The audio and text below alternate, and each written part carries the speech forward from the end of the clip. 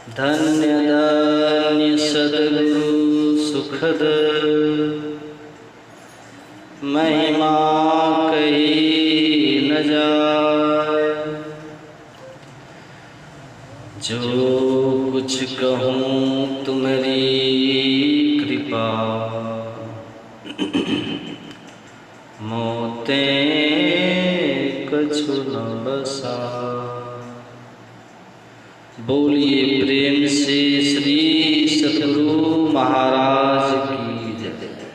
श्री सद्गुरु महाराज,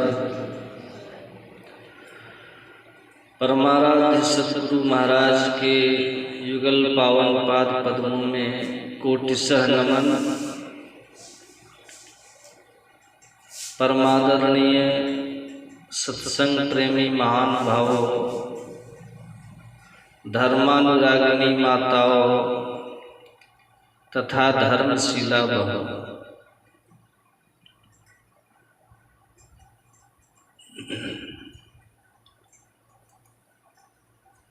एक बड़े सरोवर में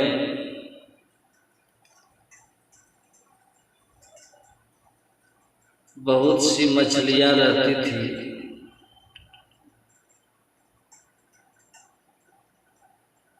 उस सरोवर में एक तालाब में रोज रोज एक मछुआ आता था।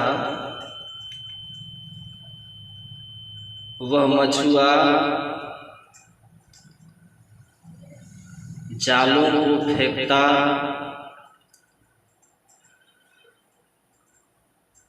और कुछ न कुछ मछलियों को रोज फंसाकर पकड़कर लेके चला जाता था।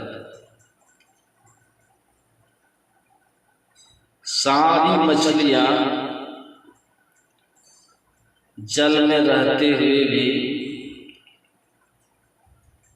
मछुए से भयभीत रहती थी, क्योंकि जान का खतरा बना हुआ था।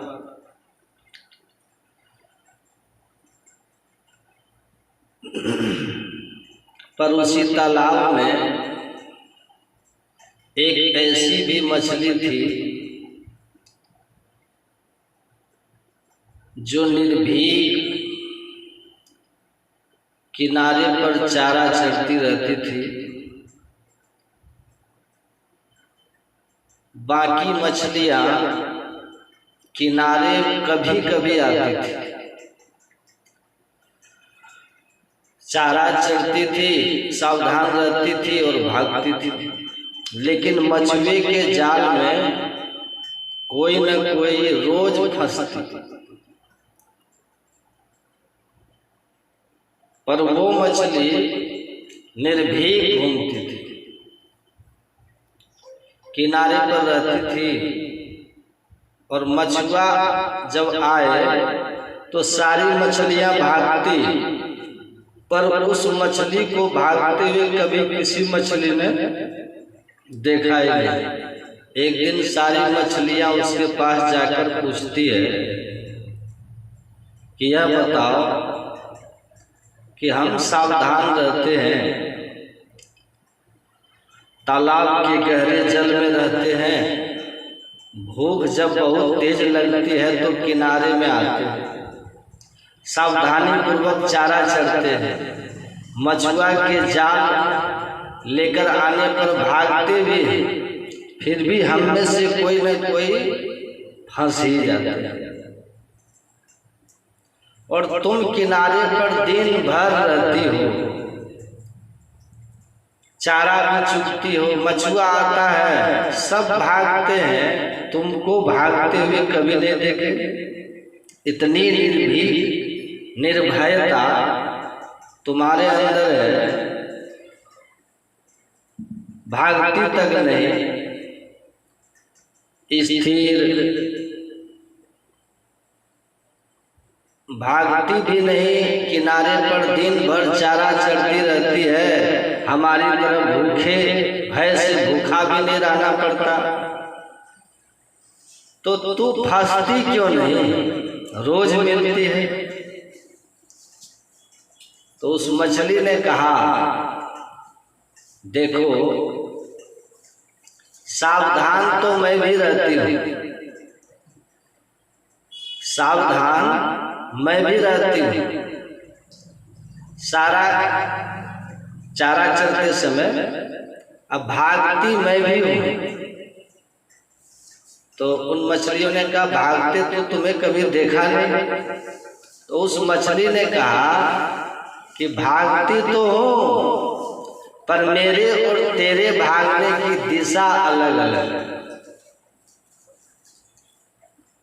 जब मछुआ आता है, जाल फेंकता है, तो तुम किधर भागती हो? तुम लोग तालाब के गहरे जल की तरफ, और उसका जाल किस तरफ जाता है? आगे की तरफ। इसलिए भागते भागते कोई न कोई जाल की पकड़ में आ जाती है। और मैं भी सावधान होती हूँ। मछुआ जैसे जाल फेंकता है, मैं मछुआ के चरण के तरफ भाग जाती हूँ। उधर जाल फैलता ही नहीं, मछुए के चरण के पास जाल होता ही नहीं। होता है जाल? कभी फंसेगी जो भागेगी चरण के तरफ? तो कहती है, हूँ सावधान, पर मुझे भागने की दिशा का समझ है, ज्ञान कि भागना किधर है ना। हम इसी तरफ बच्चा बदमाशी कर रहे थे, तो संत साईं बाबा के बहुत बदमाशी करते हो ना, एक दिन साधु बन जाओ। तो हम साधु बन ही गए। तो हम भी स्लिप आउट अगर हो गए, तो इसलिए सत्संग में सावधान होकर के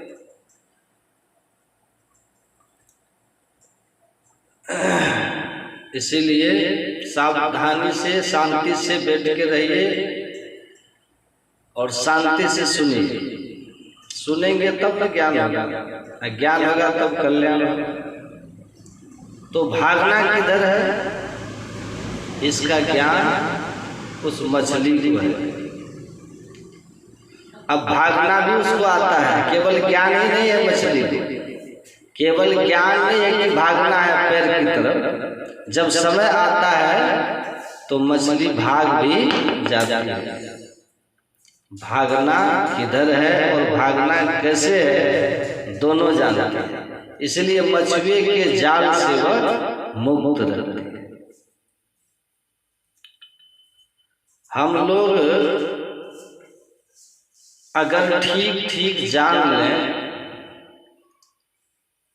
कि हमें किस ओर होना है, किस ओर भागना है, तो निश्चित ये जान लीजिए कि हम भी काल के जाल से बच जाएंगे। काल के जाल से हम भी बच जाएंगे। हमें भागना नहीं आता। हम अपनी रक्षा के लिए जहां भागना चाहिए वहां नहीं भागते, उस ओर नहीं भागते, क्योंकि हमें मालूम ही नहीं। चलती चक्की देख के दिया कबीरा रो, दो पाटन के बीच में साबुत बचाना कोई। अनाज को चक्की में डाल दीजिए, डालते हैं ना पहले माताएं डालते, जो पाट की तरफ भागा गीला छोड़कर पिस गया, पिसा चला जाएगा। कबीर साहब कहते हैं उसी तरह याद रखो, ये निर्गुण और सगुण, क्षर और अक्षर, जड़ और चेतन, ये दो प्रकृतियों के बीच में जो फंसा हुआ है उसको पिसाना होगा। जन्म मरण के दुख को भोगना होगा। उसको दैविक भौतिक मानसिक तापों से संतप्त होना पड़ेगा। वो काल के गाल में बार बार जाएगा, जन्म और मरण उसका होता रहेगा। लेकिन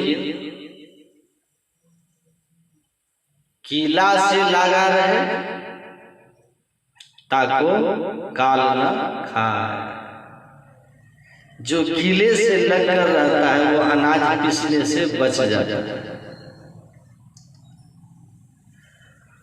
कीला से दूर जाओगे तो जम का पसार है, काल का पसार है। कीला से लगकर रहोगे तो बच जाओ।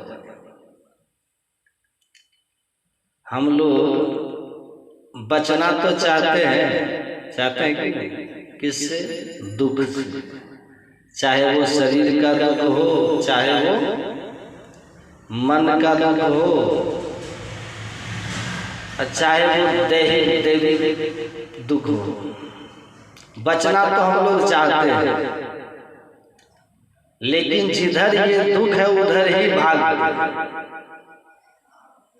भागना किधर से? किससे लग के रहना चाहिए, किसको पकड़ना चाहिए? इसका ज्ञान हो जाए और उस दिशा की ओर हम गतिशील हो जाए, हम चल पड़े। भगवान शिव इसी बात को समझा रहे हैं। ज्ञान उस किले का जिसे ईश्वर कहते हैं, और उस किले से लग जाना, उस किले की ओर अपने आप को बढ़ाना, उसको योग कहते हैं। उस किले से जुड़ने का तरीका योग का। दूसरी ओर भागोगे जाल पसार है, फंस जाओ। जिधर से जाल फैला है उधर सरक जाओ, वहां जाल नहीं, वहां जाल नहीं है। ये संसार का जाल किसने फैलाया? एक हम बहुत श्याम हूं, एक हूं बहुत हो जाऊं। ये किसका जाल है? ईश्वर का। ईश्वर ने ही इस जाल को फैलाया, जिसको हम लोग संसार कहते हैं। संसार का प्रसव करने वाला, संसार को उत्पन्न करने वाला, संसार को रचने वाला कौन है? परमात्मा है। हम लोग भागते संसार की ओर, संसार का हम सहारा लेते हैं। किससे बचने के लिए? उसी जाल से, दुख से, जन्म मरण से। कहते हैं इधर जितना भागिएगा ना, फंसा भी फंसा हुआ, दिशा को बदल देगा। उलटी पाछलो पैरों पकड़ो, उलटिए पसरा मना बटो। कहे कबीर सुनो भाई साधो तब होने से हो। इसका ज्ञान हो और इसी का क्रिया हो, आचरण हो, तो मोक्ष हो जाए, मुक्ति मिल जाए जन्म मरण से, दुख से। और ये मुक्ति मरने के बाद नहीं होती। आपने सुना ना, अगर आपको कोई ऐसा कहता है कि मरने के बाद मुक्ति हो जाएगी, जीवन भर दान पुण्य या अन्य तरह के धार्मिक अनुष्ठानों को आप कीजिए, मरने के बाद आप मोक्ष धाम में चले जाइएगा, तो न किसी ग्रंथ में है और ना ही किसी संत ने कहा। इस बात की मान्यता दी है। सबने एक स्वर में कहा कि जीवन काल में मुआ पीछे मुक्ति बतावे। दादू दयाल जी की वाणी है, मुआ पीछे मेला। मरने के बाद कहता है कि मोक्ष हो जाएगा, मरने के बाद परमात्मा से मिलन हो जाएगा। मुआ पीछे अमर अभय पद, मरने के बाद अमर और अभय पद मिलेगा। दादू भूले गैला, दादू दयाल जी कहते हैं सब भूल में हो, भ्रम में है, अज्ञानता में है। अगर ऐसा ज्ञान रखते हैं तो तब संत कबीर साहब कहते हैं अब ही मिला सो तब ही मिलेगा, नहीं तो जमपुर वासा। जीते जी अगर परमात्मा की अनुभूति कर ली आपने, परमात्मा को पा लिया, परम पद को पा लिया, मोक्ष पद को पा लिया, तभी शरीर के त्यागने के बाद भी मोक्ष पद मिलेगा। अब भी अगर नहीं मिला तो मरने के बाद जमपुर फिर आना हो। ये जमपुर नगरिया है, यहाँ आना पड़ेगा। ये मुर्दों के गांव से आप निकल नहीं सकते, आना पड़ेगा। इसीलिए सारे धर्म ग्रंथ इस बात को कहते हैं कि जीवन काल में मुक्ति, पिंड पाते या मुक्ति समुक्तिर्न तुमन्यते। शरीर छूटने के बाद मुक्ति की बात अगर कोई करता है, कहता है ठीक है तुम वैकुंठ चले जाओ, तुम गोलोक धाम, साकेत धाम, चाहे तुम ब्रह्मलोक चले जाओ, चाहे तुम शिवलोक चले जाओ, चाहे तुम इंद्रलोक चले जाओ, पुण्य कर्मों के प्रभाव से, अपने ऊंचे संस्कारों के प्रभाव से। लेकिन ये मुक्ति के धाम नहीं है। यहाँ तो तभी तक वहां आना होता है जब तक आपके पुण्य होते हैं। बाकी देख शास्त्रों ने कहा, अगर आपको ऐसा समझ है कि मरने के बाद तो नहीं, जीते जी ईश्वर दर्शन होता है, तभी मरने के बाद मुक्ति होती है, आना जाना नहीं पड़ता है। किसी लोक में आप गए, मर करके पुण्य के बल से पुण्य छीन होगा, फिर आना पड़ेगा। सात स्वर्ग के निवासी, दिव्य देव सब अमित विलासी, असब ही बटो ही कोई न स्थिर, सत्य शांति की स्थिर होई। एक परम पद परमात्मा का, उसको भगवान कृष्ण ने कहा न तद भाष्यते सूर्यो न शशांको न पावकः, यद गत्वा निवर्तन्ते तद्धाम परमं मम। जहां जाकर के फिर जीव इस दुखमय संसार में नहीं आता, जहां से आना पड़ गया वह मोक्ष पद नहीं। इसलिए कोई स्वर्ग मोक्ष पद नहीं, चाहे वैकुंठ ही क्यों न हो, मोक्ष पद है इन सारे स्वर्गों के परे। सब क्षेत्र छरा परा परा और वो छत पार में, सबके पार उस अमर पद को जाना। मरिए तो मरी जाइए, छूटी पड़े जंजाल। अभी आप मरे और फिर आपको जन्म लेना पड़ा तो फिर मरना पड़ेगा। मरने का जंजाल तो नहीं छूटा। ऐसी मौत हो कि मौत की मौत हो जाए, मौत की मौत हो जाए। मौतो कुलवंत मौतो, कुरान में लिखा है मौत की मौत जिसने कर दी वही मुक्त पुरुष है।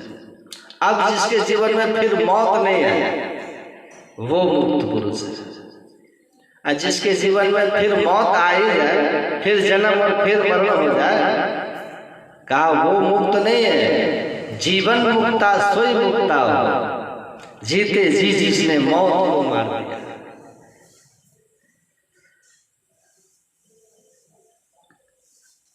ऐसी युक्ति, ऐसा ज्ञान, ऐसी साधना अभी आपको पाठ में सुनाएगा। भगवान शिव ने कहा ज्ञान और योग जाने, और जिस ग्रंथ का पाठ हुआ उसका नाम क्या था? योग सीखो उपनिषद, योग सीख उपनिषद, योग सीखो उपनिषद। योग मतलब साधना, ध्यान, ईश्वर से मिलने की युक्ति, ईश्वर से जुड़ने की कला। सीख का अर्थ होता है श्रेष्ठ। सीख इसको बोलते हैं जिसको टीक बोलते हैं ना, इसको संस्कृत में सीख बोलते हैं। आइए, टीक ये चोटी कहाँ है शरीर में? सबसे ऊपर, इसीलिए इसको कहा श्रेष्ठ। यह श्रेष्ठ योग भगवान शिव जिस ग्रंथ में श्रेष्ठ योग का उपदेश कर रहे हैं, या जो ग्रंथ, जो उपनिषद श्रेष्ठ योग का उपदेश करे,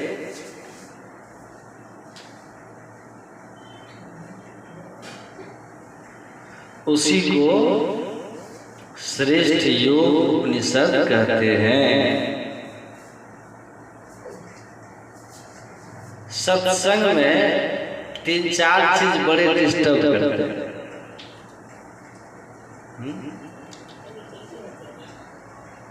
एक तो है कुत्ता घुस जाएगा पंडाल में, इधर से उधर करे। कुत्ता के बाद जूता, आदमी बैठेगा यहाँ मुड़ के देखेगा कि जूता सुरक्षित है कि कोई ले गए, क्योंकि भीड़ में चोर को भी ठीक ठाक रहता है। तीसरा है बच्चा, ये भी देखते हैं ना। चौथा जो एक है वो सबसे खतरनाक, मोबाइल। हर आदमी बच्चे के साथ नहीं आएगा, लेकिन लगभग सब मोबाइल के साथ आएगा। आई मोबाइल रूपी बच्चा कब रोना शुरू कर दे पता ही नहीं, तो साइलेंट मोड में रखिए मोबाइल लेके। तो हम भी आए बैठे, पर ये बजेगा तो हमको भी पता नहीं चलेगा, आपको भी नहीं चलेगा, इसलिए साइलेंट। तो योग के श्रेष्ठ योग की शिक्षा है, श्रेष्ठ विद्या। जो विद्या न सीख सके तो सारी विद्या अविद्या हो। भगवान श्री राम को महर्षि वशिष्ठ ने कहा है योग वासिष्ठ के प्रसंग में कि हे राम, जैसे पक्षियों के बच्चों के जब पर पंख उगाते हैं तो वो अपने माता पिता के घोंसले का त्याग कर देते हैं, उसी तरह अध्यात्म विद्या से भी, इस योग विद्या से भी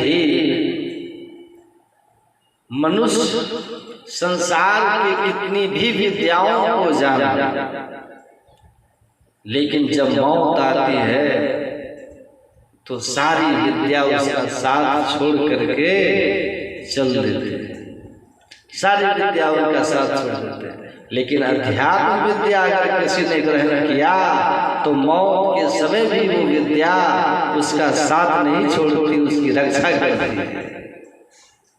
इतना श्रेष्ठ है जो संसार को भी सुखपूर्वक जीना सिखा दिया और संसार के बाद के जीवन को भी उत्तम बना दे।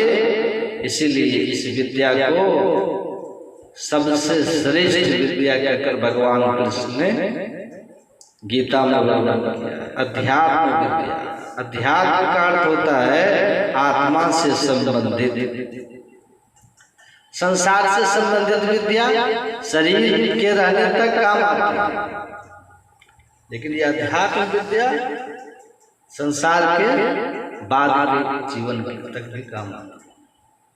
इसलिए श्रेष्ठ विद्या अध्यात्म। लेकिन आत्मा से संबंधित जो विद्या है वो संसार में भी काम आती है और संसार के बाद भी काम आती है। देह रहते हुए भी, देह के बाद के जीवन को भी सुखी रखती है। इसीलिए ये सबसे श्रेष्ठ विद्या है। भगवान शिव इसी श्रेष्ठ योग का, इसी श्रेष्ठ विद्या का वर्णन बाकी विद्याएं कनिष्ठ विद्या है। और इतना सहज, इतना सरल है ये श्रेष्ठ योग कि अन्य योगों की अपेक्षा बहुत विशेष है। हठ योग, प्राणायाम योग, अन्य तरह के जो योग हैं सब कनिष्ठ योग हैं। उनकी साधनाएं बड़ी कठिन हैं और उन साधनाओं को करने के लिए गृह त्यागी, बाल ब्रह्मचारी और हठ योग, प्राणायाम योग में सिद्ध गुरु के शरण में होना ये अति आवश्यक है। लेकिन ये जो योग है श्रेष्ठ योग, इस योग के लिए न तो गृह त्यागी बनना है, न बाल ब्रह्मचारी होना है, और न ही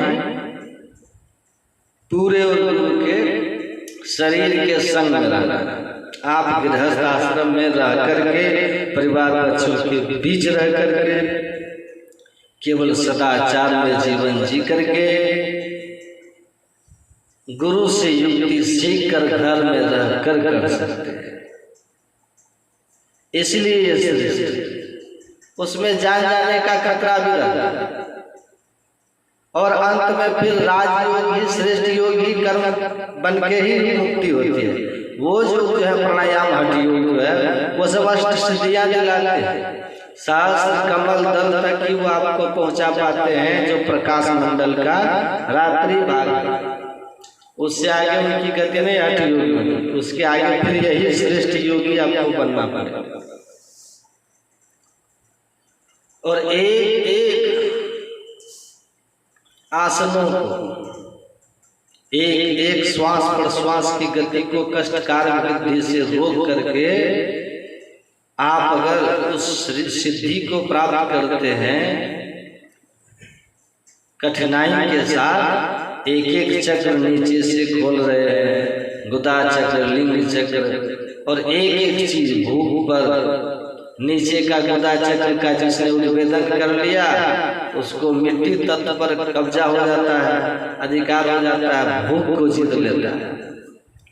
लिंग चक्र पर कब्जा होगा, लिंग चक्र को खोल लिया, उसको जल तत्व पर कब्जा हो जाता है। इसी तरह से नाभि चक्र है, अग्नि चक्र है, अग्नि पर कब्जा हो जाता है। फिर आकाश तत्व पर कब्जा हो जाता है। इस तरह से एक एक करके जो 5 तत्व हैं, एक एक चक्रों को खोलने पर उस पर अधिकार हो जाता है। लेकिन ये जो योग है श्रेष्ठ योग, जो सीधे सहजता पूर्वक आज्ञा चक्र से शुरू होता है, छठवें चक्र।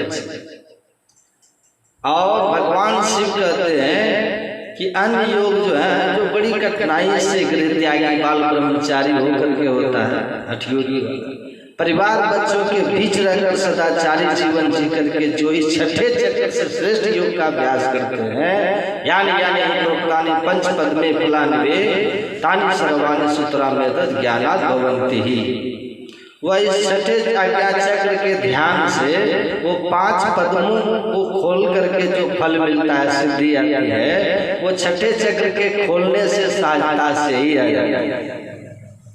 और इस साधन को सब कर सकते हैं। राज में राजा, जोग में जोगी, तप में तपेश्वर, गृहस्थ में भोगी, ध्याय ध्याय भक्त सुख पावा, नानक तिस पुरुष का अनंत न पावा।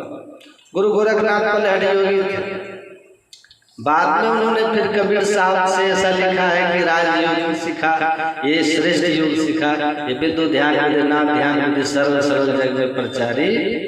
इस ध्यान को उन्होंने सीखा, पहले हठ योगी थे, सिद्धियां थी।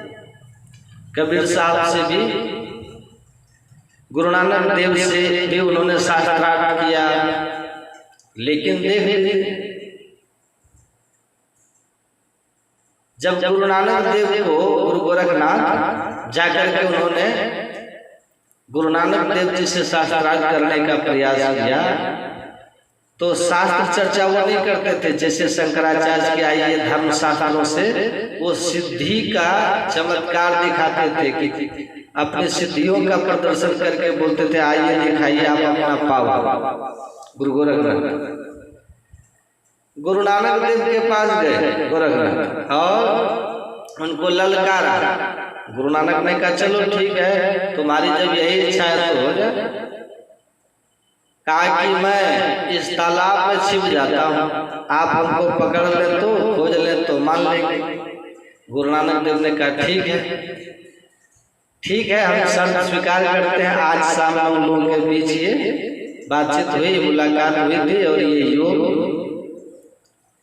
का जो है कंपटीशन कहे तो कहा कि ठीक है। गुरु गोरखनाथ उस तालाब में घुस करके डुबकी मार दी, और गुरु नानक देव को कहा ढूंढने के लिए, लेकिन डुबकी मार करके अपने सिद्धि के बल से बहुत छोटा सा मेढक बन करके जाकर गोरखनाथ। गुरु नानक देव ने पहले देखा तालाब में डुबकी मार करके ठीक से, तो देखा कि कहीं दिखाई ही नहीं दे रहा। फिर वो अपने योग बल से देखे गुरु नानक देव क्यों, ये तो छिप करके छोटा सा मेढक बन के बैठा हुआ है। गुरु नानक देव सांप बन के उसका टांग पकड़, जैसे टांग पकड़े अब निगलने लगे तो पटाख से वो गुरु गोरखनाथ अपने शरीर पर धारण करके प्रकट हो गए, अपने मनुष्य रूप में आ गए। गुरु नानक देव भी मनुष्य रूप में आ गए। क्या पकड़ लिया? कहा हाँ। गुरु नानक कहते आप तुम पकड़ो हमको, जब लुका छिपी ही खेलना है तो हमको भी अब तुम पकड़ो, हमने तुमको पकड़ लिया। कहा अब हम छिप जाए, कहाँ छिपे? अब गुरु नानक डुबकी मार दिए और गोरखनाथ ढूंढने लगे। गोरखनाथ को कहीं मिले, परेशान हो गए, खूब लगाई अपनी दिव्य दृष्टि, लेकिन दिव्य दृष्टि की पहुंच से वो बाहर। हठ योगियों को भी दिव्य दृष्टि होती है, पर दिव्य दृष्टि से दिव्य लोक ही दिखता है। सूक्ष्म शरीर तक आप पकड़ सकते हो, देवता को देख सकते हो, भूत प्रेत को देख सकते हो, लेकिन वो कहाँ थे? वो तो सहस्र कमल त्रिकुटी शून्य महाशून्य भवर गुफा हो टपू हो। कैसे पकड़ लीजिएगा? उसको पता ही नहीं चला। गोरखनाथ को बहुत परेशान होकर के तब बाहर निकल के बोले कि मैं हार मानता हूँ, आप प्रकट हो जाइए।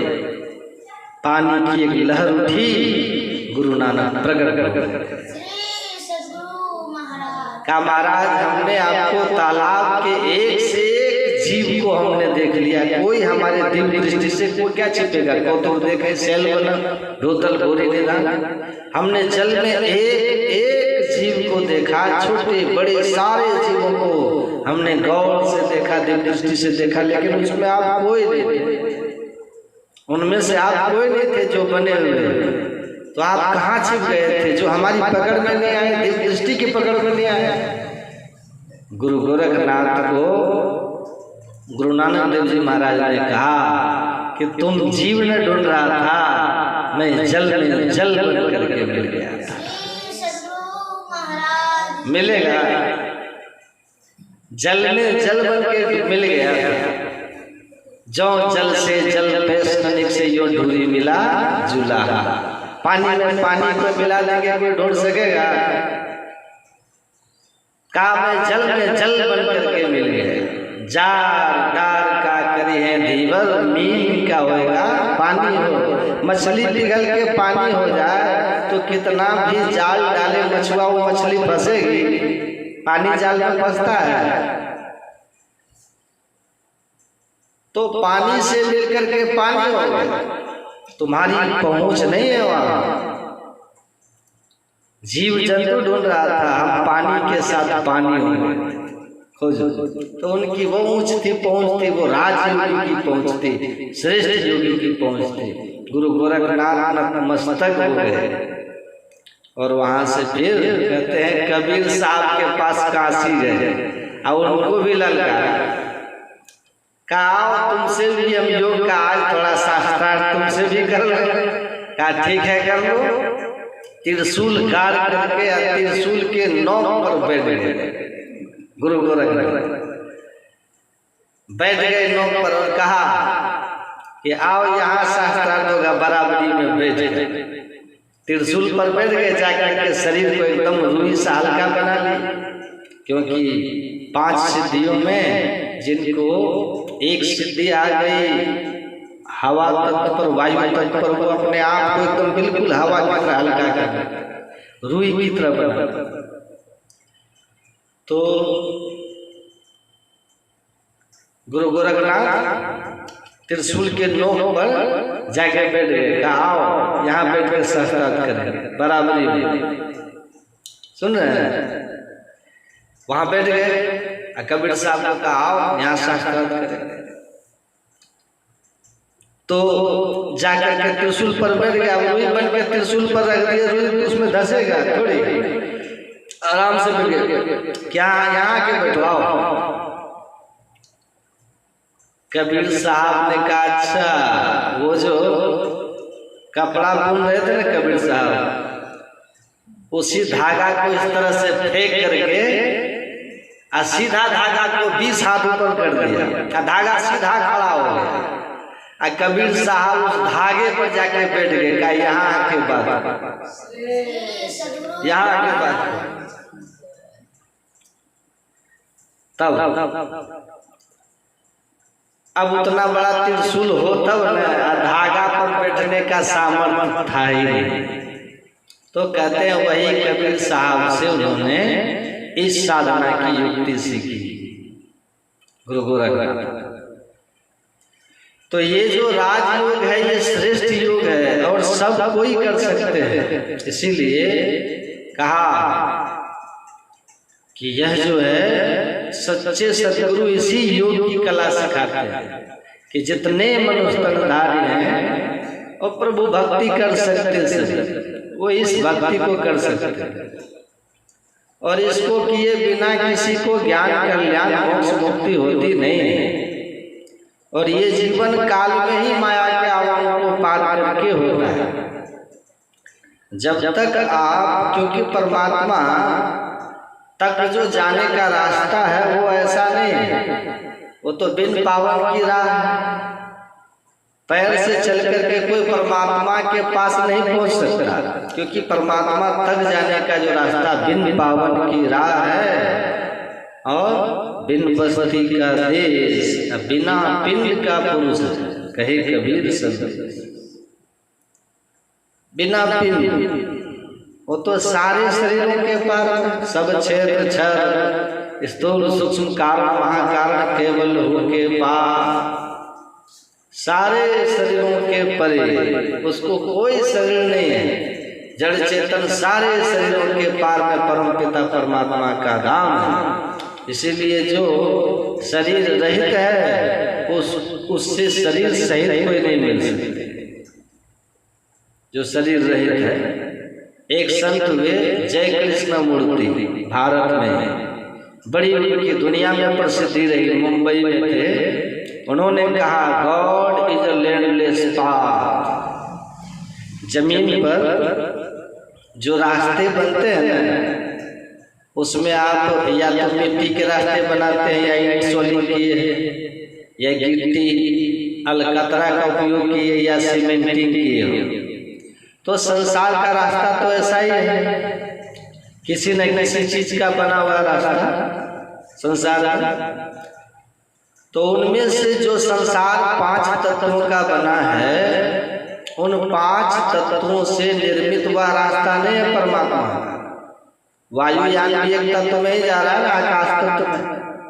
पहले तो वो दौड़ता धरती पर ही, हवाई जहाज उड़ता आकाश में, लेकिन वो जो परमात्मा की ओर जाने का रास्ता है वह सृष्टि के 5 तत्वों का बना हुआ नहीं है। और उस रास्ते पर चल करके वही पहुंच सकता है जिसको सतगुरु ने वो रास्ता बताया है।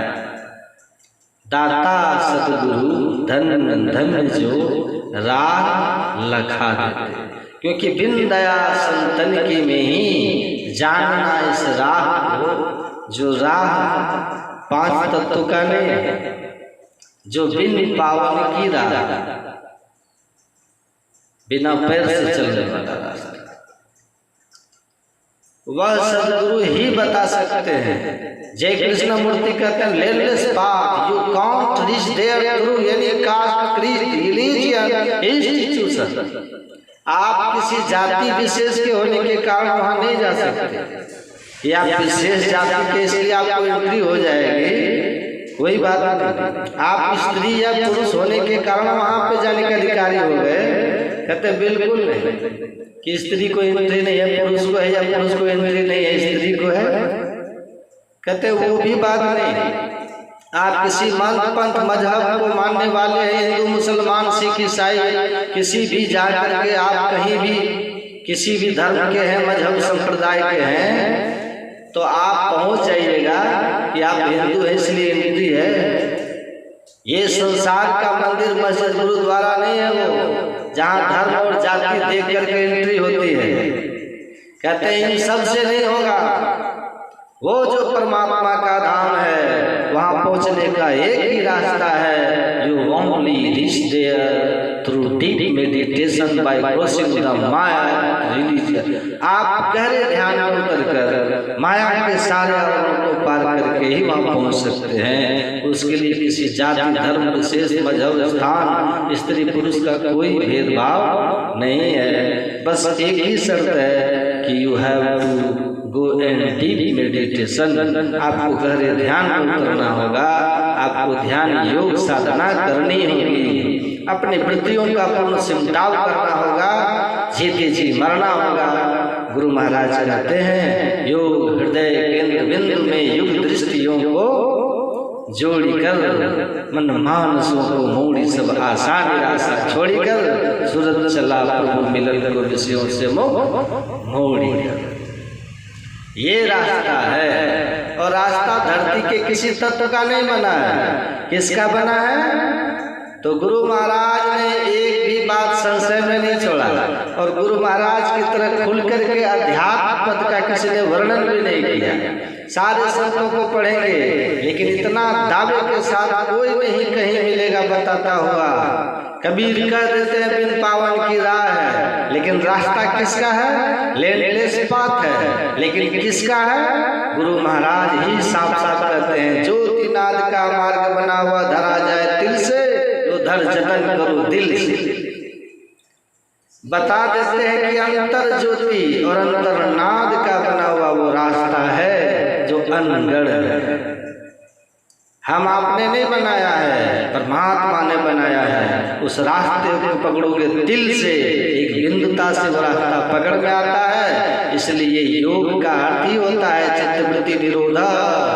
योग उसको कहते हैं जहाँ हमारी फैली हुई मनोवृत्तियाँ जो रूप रस गंध स्पर्श शब्द संबंध रिश्ता नाता में फंसा हुआ है, उसको संपूर्णतया मानस ध्यान के बाद दृष्टि योग की क्रिया करके समेट लीजिए।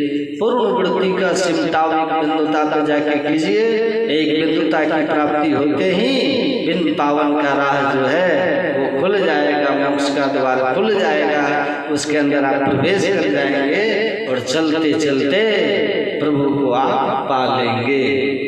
तो विषयों से मोह मोड़कर ये जो योग है ये सूरत को समेटने की कला है। परमहंस योगानंद जी महाराज हुए, उन्होंने कहा श्यामाचरण लाहिरी के शिष्य थे युक्तेश्वर गिरी, युक्तेश्वर गिरी के शिष्य हुए परमहंस योगानंद। बहुत बड़े महात्मा थे, भारत से ज्यादा अमेरिका इंग्लैंड में उनके शिष्य हैं। उन्होंने कहा कि ये जो योग है ये मनोवृत्ति के समेटने का एक साधन है। गुरु महाराज के प्रवचन में भी है योग जो है फैले हुए वृत्ति के समेटने का एक प्रक्रिया है। योगानंद ने इसी बात को कहा कि yoga is nothing but it is concentration of mind.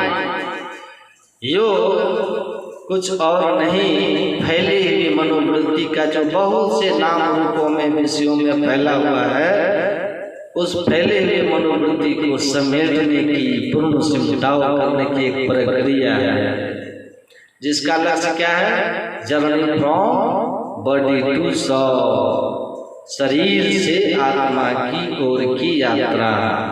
Bondage to solvation, बंधनों से मोक्ष की ओर, मुक्ति की ओर की यात्रा, फ्रॉम वर्ल्ड टू गॉड, संसार से परमात्मा की ओर यात्रा, उसी को योग करते हैं। गुरु महाराज कहते हैं मनमानसों को मोड़ी सब आशा निराशा छोड़कर सूरत चला प्रभु मिलन, विषयों से मोह, हमारी आंख रूप विषय में, कान शब्द विषय में, जीवा स्वाद विषय में, त्वचा स्पर्श विषय में, नाक गंध विषय में, पांचों ज्ञानेंद्रियां पांच विषय में मन के साथ मिलकर के फैली हुई है। इन पंच ज्ञानेंद्रियों के माध्यम से हमारा मन जो पांच विषयों के ये दीवाना बना हुआ है, इन पंच विषयों के आकर्षण से इसको छुड़ा करके और आत्मा के आकर्षण में जोड़ देना, आत्मा की ओर कर देना, विषयों से मुख को मोड़ देना, उलटी पाछू पैरों पकड़ो की जो प्रक्रिया है यही योग है। और इसी का ज्ञान हो जाए और ये साधन जीवन में आ जाए तो मुक्ति मिल जाए, फल होगा। जैसे चित्तवृत्ति का पूर्ण सिमटाव आप करेंगे, दो नैना बीच सन्मुख दे, एक बिंदु मिले दृष्टि तो हुए, सुखमन जल के तिल तारा, ठीक दोनों दृष्टि धारा आपस में मिल जाएगी, एक बिंदुता की प्राप्ति होगी, चेतन की धारा संपूर्ण शरीर से सिमट गई। जो चेतन धार शरीर में फैली हुई है, तन नौ द्वार हो रामा, अति मलिन हो ठामा, इन नौ मलिन द्वारों से सिमट करके त्याग चलो, दसम द्वार सुख पाओ रे भाई, 10वें द्वार में आप चले जाएंगे, सच्चा सुख आपको अनुभव होना शुरू हो जाएगा। अब तक जिस रस को जान रहे थे वो विषय रस, वो विषय रस है जो संतुष्टिदायक नहीं है, जो अतृप्तिदायक है, अशांतिदायक है और परिणाम में दुखदायक। जैसे खुजली नोचते समय सुखदायक और नोचने के बाद लहर पैदा करके दुखदायक, वैसे ही विषय भोग के जो चीजें हैं भोग काल में सुखदायक, अब भोगने के बाद दुखदायक, अशांति और अतृप्ति मिलती है, क्षोभ होता है, लेकिन सुखदायक और शांतिदायक जो है वो आपके अंदर में है, जो अनंत सुख देता है, अनंत संतुष्टि, अनंत शांति। वह अमित दोष सभी जो निरंतर आप सुनते हैं, अमित दोष उपजावे, वह अमित संतोष देने वाला, संतुष्टि शांति और सुख देने वाला वो सबके अंदर में है। उसको ईश्वरीय सुख कहते हैं, ईश्वरीय रस कहते हैं। जो हरि रस पान हो गया, आठ पहर झूमती बीते डाढ़ दिवस भारा, उस आत्म रस को पाने के लिए, उस हरि रस को पाने के लिए जो ज्योतिनाद रूप में है, हम योग की साधना को जाने और करें तो उनको पा करके हम अमरता को प्राप्त करेंगे। ये ज्ञान है, ये सत्संग की भाई आप तन नहीं हो, तन में आए हो परमात्मा की कृपा से, मानव शरीर में आप जीवात्मा हो, इस ईश्वर जीव अविनाशी, ये शरीर क्षेत्र है, आप क्षेत्रज्ञ हैं, क्षेत्रज्ञ यो ज्ञान में तद ज्ञान मतम मम क्षेत्रज्ञ चाप्यमान विद्धि सर्व क्षेत्र सुभावतः। ये ज्ञान है, ये विचार है, ये विवेक। आप शरीर नहीं हो, आप शरीर में रहने वाली चेतन आत्मा हो, और जो चेतन आत्मा इस शरीर में रहने वाले आप अविनाशी हो। भगवान कहते हैं वो मेरा ही, मैं अपने आप को जान लो, मुझे जान लोगे, आत्मा विद्धि, आत्मा को जानते ही परमात्मा की उपलब्धि हो जाए, जीवन सुख शांति और आनंद से भर जाए। इसके अतिरिक्त दुनिया के किसी लोक में चले जाओ सुखी नहीं होगा। आत्मज्ञान ही एकमात्र मुक्ति का उपाय है। तो भगवान कहते हैं शरीर और शरीर में रहने वाली चेतन आत्मा दोनों को पृथक पृथक जो जानता है वो ज्ञानी है। चिंतन इसके लिए होना चाहिए, इसको विचार कहते हैं। ये सत्संग में सुनेंगे तब न विचार आएगा, तब न ज्ञान होगा। इस ज्ञान को सुनेंगे तो विचार आएगा, वेदांत सुनेंगे तो वेदांत का विचार आएगा। शरीर और आत्मा दोनों अलग अलग है, और शरीर में रहने वाली आत्मा हम हैं, इसको उपलब्ध करना हमारे जीवन का लक्ष्य है, यही ज्ञान। तो निर्णय हमको क्या करना है, क्या देखना है, क्या सुनना है, ये विचार चिंतन हमारा ऐसा होना चाहिए। नहीं तो सत्संग नहीं सुनिएगा, चिंतन सही नहीं होगा तो अविवेक परम आपदः, अविवेक परम सुखदः। सारा सुख विवेक होगा, मोह भ्रम भागा, तब रघुनाथ चरण अनुरागा।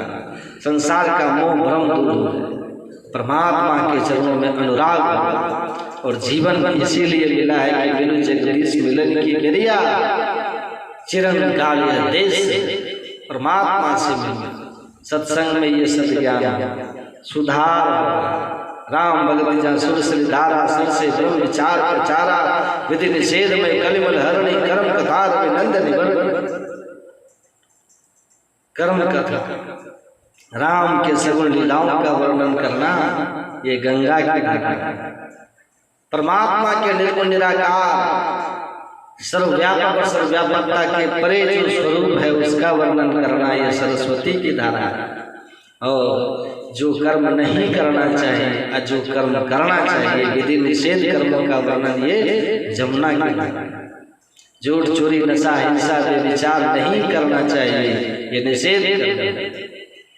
और एक ईश्वर पर अचल विश्वास, पूर्ण भरोसा, उसकी प्राप्ति अपने अंदर में होगी। सद्गुरु की निष्कपट सेवा, सत्संग और ध्यान, माता पिता का सेवा, ये तमाम जो विधि कर्म हैं, बड़ों का आदर मान, इन सब बातों का ज्ञान ये जमुना की धारा है। तीनों धाराएं बहती है संत मत सत्संग। इस सत्संग में तीनों धाराएं बहती, ये चलता फिरता हुआ प्रयाग है। बुद्ध मंगल में संत समाज में जो जगह जंगम तीर्थ राज, चलता फिरता हुआ तीर्थराज प्रयाग है। इस तीर्थराज प्रयाग में जो श्रद्धा और प्रेम से डुबकी लगाएंगे, गोस्वामी जी कहते लय चार फल अचतनु, साधु समाज प्रयाग, धर्म अर्थ काम और मोक्ष चारों फल की प्राप्ति होगी। तो बाहरी सत्संग हमारे जीवन में हमको ये ज्ञान देता है, हमको हमारे अंदर ज्ञान देता है, हमारे अंदर सुधार लाता है। बाहरी सत्संग हम पाप कर्मों से बचते हैं। बाकी दुनिया में बाहर इस सोच को छोड़कर, ज्ञान सोच को छोड़ के कोई और सोच कीजिए। क्या कहते हैं कि ज्ञान सोचम पढ़ते जब आइए युगमते नर सब मूढ़ कांचन तक्त्वा लोष्टंग गृणाति सुब्रतः। ज्ञान सोच, ये सत्संग के ज्ञान से अपने पाप कर्मों को धोए बिना, अपने आप में सुधार लाए बिना, कोई और बाहरी तीर्थ आदि में डुबकी लगाकर अपने को पवित्र करने का सोचते हो तो कहते हैं वो मूढ़ है, अज्ञानी है। वो अज्ञानी है, लोहा अज्ञानी है। सोने के ढेले को फेंक करके और मिट्टी से अपना हाथ भर रहा है। अज्ञानी वो है जो ज्ञान सोच को नहीं ग्रहण करता, सत्संग जो नहीं करता, वो अज्ञानी है। वो कहीं पावा पवित्र नहीं हो सकता, उसके जीवन में सुख शांति नहीं आ सकती। तो बड़े ज्ञानी हुए, उनके भाई की असामयिक मृत्यु हो गई थी, युवावस्था में वैराग हो गए। रसियन जीवन की नश्वरता को जाने, जीवन क्या है, व्यर्थ कुछ नहीं, सब खत्म हो गया। राजा का बेटा, सारे वैद्य लगे लेकिन बचा नहीं सके। बड़े भाई की मृत्यु हो गई, छोटा भाई को संसार से वैराग हो गया। भगवान बुद्ध ने देखा मुर्दा और वैराग हो गया कि मरना ही है, तो सत्य को जान राज सुख छोड़ के भाग गए। भगवान बुद्ध तो मुर्दा को देखे और तब उनको वैराग हुआ, घर छोड़ करके भाग गए। अब परमाराज सदगुरु महाराज तो कहा कि प्यारी चरण मुखर्जी की तीसरी क्लास में मैंने पढ़ा था ऑल मैन मस्ट डाई, और ये पढ़ करके इनको वैराग, गुरु महाराज को संस्कार पढ़ करके वैराग हो गया कि एक दिन मरना ही है, तो मरने से पहले जीवन के सार को जान लेना चाहिए। और तब रामचरितमानस पढ़ते हुए उनको मिला, दे धरे कर भाई बजिए राम सब काम में, और जीवन के सार को समझ गए और परमात्मा पथ पर एक दिन हाना होते होते अंत में निकल ही गए। तो संस्कार प्रबल रहता है। महर्षि संत शिव परमहंस जी महाराज कहते हैं कि भींगी हुई दिया सलाई को कितनों घिसोगे मसाला झड़ जाएगा लेकिन जलेगा नहीं, लेकिन सूखी हुई दिया सलाई को केवल एक बार मारो भक्त से जल जाएगा। वैसे जिन लोगों ने बारंबार जीवन पर्यंत सत्संग ध्यान करते हुए जीवन जिया हो, ऐसे लोग इतने संस्कारी हो जाते हैं कि वो जब उनका अगला जन्म होता है तो बचपन से उनके अंदर में ये सब कुछ प्रत्यक्ष होता है। एक छोटी सी भी जीवन में ज्ञान की कोई घटना आ जाए, कोई परिस्थिति आ जाए और वहीं से उनका जीवन बदल जाए। भक्त से जल उठा रज्जब ने तो गजब किया, सर पर बांधा हो रहा था, हरिभजन को चल दिया नरक की ओर और सुना और साधु बन गए। दादू दयाल जी के चरणों में रज्जब समर्पित होकर के भजन में लगे। एक छोटी सी दिया सलाई की बात है, संस्कार की बात है। चलना है रहना नहीं रहना, चलना विश्वास सहजो तनिक सुहाग पर कहा थावे शीश सहजो भाई बैरागी। बाकी जीवन भर सुनते हैं, सत्संग नहीं होता पर सुनना व्यर्थ नहीं जाता, संस्कार जमा होता। एक दिन रज्जब भी और सहजो भाई भी सब लोग ऐसे ही रहे होंगे जैसे हम आप। अरे जब हम एक दिन सुगरी जूनी में थे 84 लाख से मनुष्य शरीर में, तो सुगर भी तो होंगे। आज मनुष्य है तो धीरे धीरे संस्कार जमा होगा, एक दिन हम लोग भी महान हो जाएंगे। लेकिन याद रखिएगा, सत्संग की भट्टी में अपने को पकड़ के रखिएगा, इसको छोड़ दीजिएगा न तब नहीं। नित्य प्रति सत्संग करते रहिए, कुछ मिले ना मिले, बाबा देवी साहब ने कहा कुछ मिले ना मिले, दिखे ना दिखे, नियम से ध्यान पे बैठते रहना, संस्कार जरूर जमा होते जाए।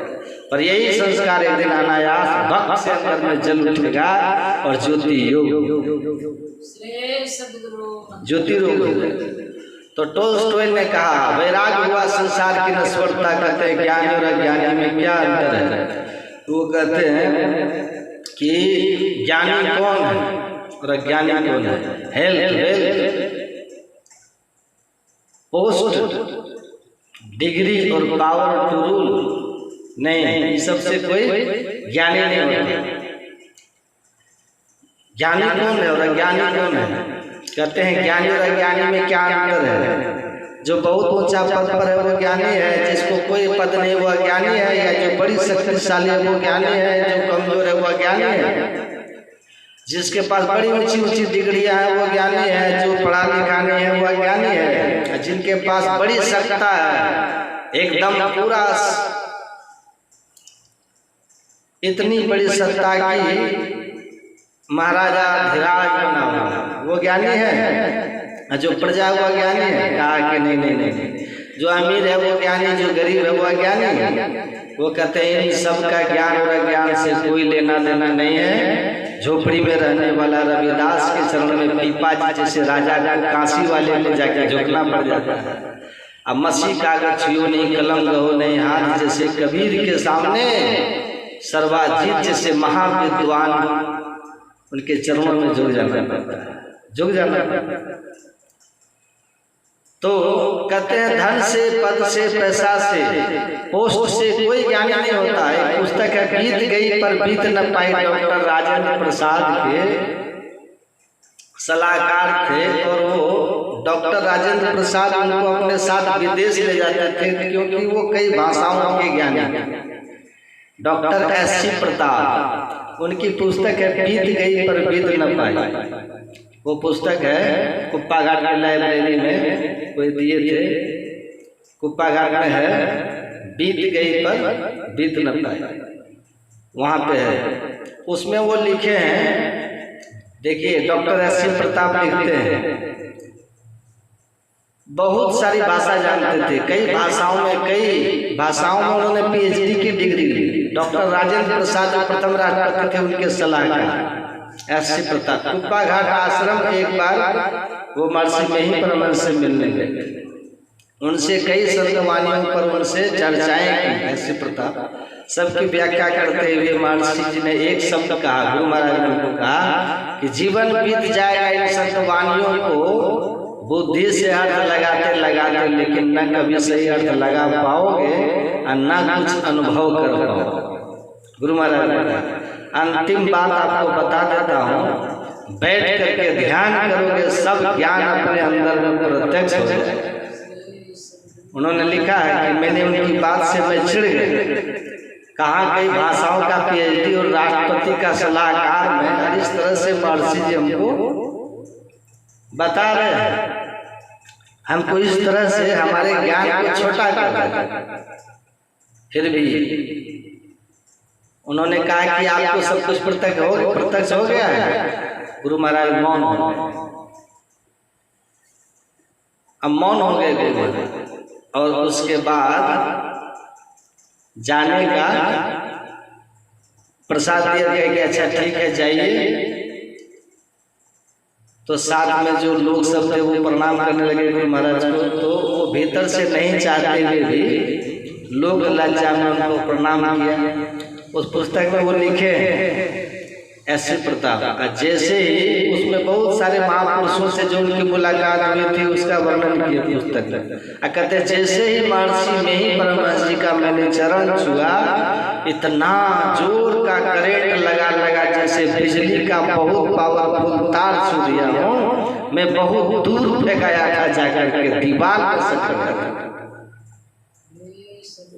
तब महर्षि जी ने मुस्कुराते हुए कहा कि मुझे अनुभव है या नहीं, इस बात का अनुभव मैंने आपको करा दिया। वो पुस्तक में लिखे गुरु महाराज की महिमा कितने बड़े बड़े लोगों ने की है, इसको पढ़िए, थोड़ा दूसरों को भी झांकिए, तब पता चलेगा। ये साधारण सामने खड़ा ये तस्वीर गुरु की नहीं है, किसी मनुष्य की नहीं है, साक्षात नारायण सगुण साकार रूप में खड़े होकर के हम लोगों को ये ज्ञान उपदेश दिए हैं। और मैं ही जो अनुभव ज्ञान हो अनुमान क्या करे, अनुभव करके कहे कि जो कह रहा हूँ सत्य। तो कहते हैं इन सबसे ज्ञान अज्ञान का कोई मतलब नहीं, धन से, पद से, पैसा से, पोस्ट से।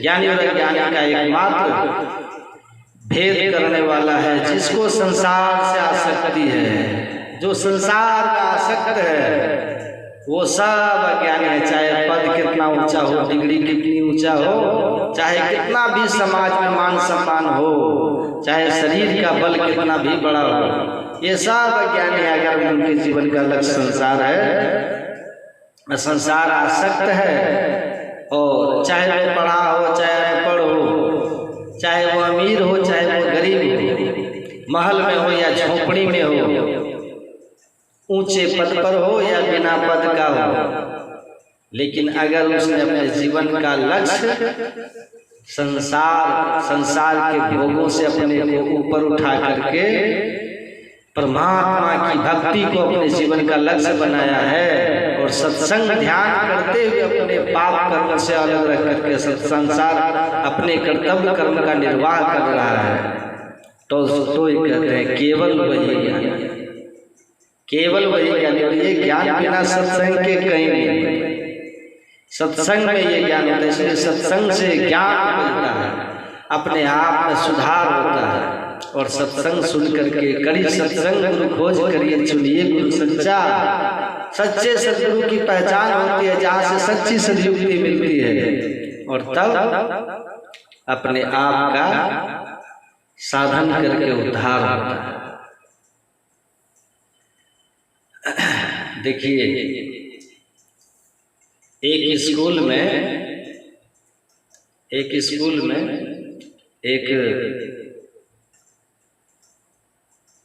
शिक्षा पदाधिकारी वो शिक्षा पदाधिकारी जो है ना, श्री सदगुरु, उनको कुछ कहना है।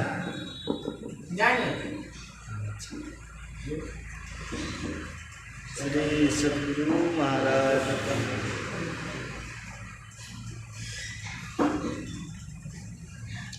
तो ऐसा जीते जी पिंड से ऊपर उठ के ब्रह्मांड में चले गए, शरीर निश्चेष्ट हो गया। आप सुनते हैं, सुने हैं गुरु महाराज जी का ऑपरेशन हुआ तो शरीर से निकल गए थे, डॉक्टरों को लगा कि ये मर गए, लेकिन वो जीते जी मरने की कला जानते थे गुरु महाराज।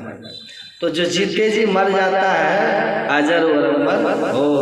जीते जी जो मरना सीख लिया वो अजर अमर हो गया, फिर संसार में लौट के नहीं आया।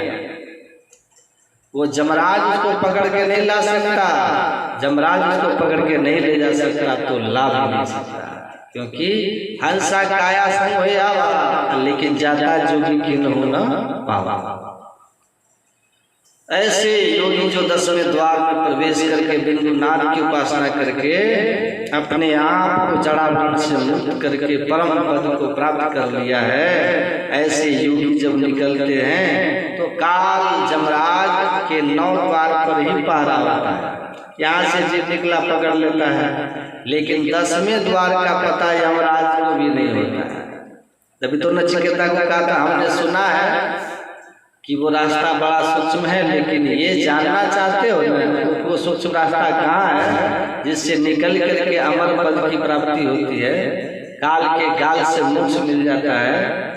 वो सूक्ष्म रास्ते को हमने सुना है कि रास्ता सूक्ष्म है, लेकिन वो सूक्ष्म रास्ता कहाँ है इसका भेद बताने वाले संत होते हैं। इसीलिए श्रेष्ठ पुरुष संत के पास जाओ, वही तुमको बता सकते हैं, हमें खुद मालूम नहीं। तो जमराज को खुद मालूम नहीं कि 10वां द्वार कहाँ है, सूक्ष्म रास्ता कहाँ है। जहाँ से जीव अगर निकल गया तो निकल गया। कबीर कहते हैं मरना है तो भात का मरे जो जाने को होए, राम दुआरे जो मरे वो न मरना होए।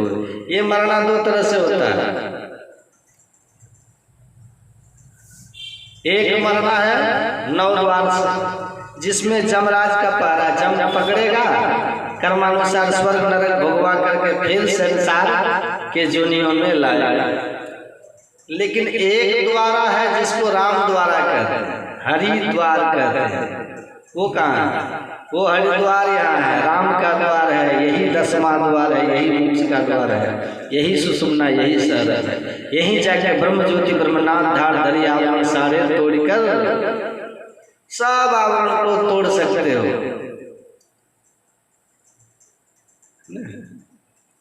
वह 10वें द्वार को राम का द्वार कहा। कहते हैं उस तरह से जो मरता है ना तो छूटी पड़े जंजाल, वो हमेशा के लिए मुक्त हो गया। ऐसा ही मौत है, इस 10वें द्वार से निकलने की कला ये गुरु बताते हैं। साधन करके उस कला को हम पकड़ पाते हैं। इसलिए भगवान कृष्ण ने भी कहा, प्रयाण काले मनसा चले न भक्त्या युक्तो योग बलेन चैव अभ्रोर मध्य प्राणवश्यक सम्यक शतम पुरुष मुपैति दिव्यम। अंतिम समय में ऐसे साधक जिसने आत्मज्ञान को उपलब्ध कर लिया, शरीर का जब प्रारंभ पूरा होता है, योग बल से भक्ति युक्त होकर के अपनी वृत्ति को 10वें द्वार में स्थिर करके और उसी जगह से वो निकल जाता है, जहाँ से निकलने के बाद वो परम पुरुष मुपैति दिव्यम, परम पुरुष परमात्मा को प्राप्त करके परम धाम में स्थिर हो जाता है, अवागमन से मुक्त हो जाता है। इसलिए 10वें द्वार से निकल जाना यही योग की शिक्षा दीक्षा है। और जो जीते जी 10वें द्वार से निकलना सीख गया वो संसार में भी आनंद से रहता है, क्योंकि सुख और दुख शरीर पर आते हैं, पर जो सुख दुख भोगने वाला है वो जब शरीर में रहेगा। हंडी में पानी है, पानी में है चावल, तो जब आग आप हंडी में देंगे तो केवल हंडी गर्म नहीं होगी, उसके साथ पानी भी। अब पानी के बाद चावल भी पकेगा, चावल क्योंकि उसके साथ है। पर हंडी में, हंडी है उसमें पानी है और चावल उसमें पड़ा ही नहीं, तो उसको कोई फर्क पड़ेगा? नहीं पड़ेगा।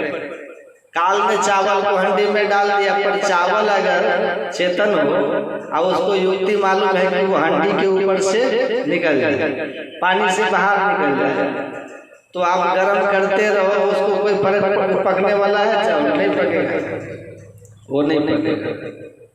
जीव ऐसे ही शरीर में रह करके साधना करके मुक्त पुरुष ऐसे ही स्थिति में होते हैं, शरीर के आने वाले सुख दुख से बिल्कुल अलग होकर के रहते हैं। शरीर के कष्ट को पता ही नहीं चलता, क्योंकि शरीर से वो, पिंड से वो बाहर निकल के रहते हैं। यही है जीते जी मरने की कला। 10वें द्वार से बाहर निकलना, जो पिंड से ब्रह्मांड की ओर चला गया। साधन में पग जाय अति गंभीर हो, या तन की सुधि नहीं रहे धीर बर वीर सो। सांझ भोर दिन रैन कछु जाने नहीं, अरे हारे में ही बाहर जड़वत रहे माही चेतन से। बाहर जड़वत मुर्दावत शरीर है, लेकिन भीतर वो आत्मानंद में लीन है। ये अवस्था हो जाती है। यही योग है, यही राजयोग है, यही श्रेष्ठ योग है। इसी की युक्ति जानना और इसी को करना ये मोक्ष का कारण है। तो इस तरह के ज्ञान को जानिए, जानना ज्ञान है और उसको आचरण में उतारना योग क्रिया है। महावीर स्वामी कहते हैं ज्ञान क्रियाभ्याम मोक्ष। पहले ज्ञान को सुनिए, समझिए और फिर निधिध्यासन करना ही योग है, जिससे अंदर में आत्मज्ञान हो जाता है।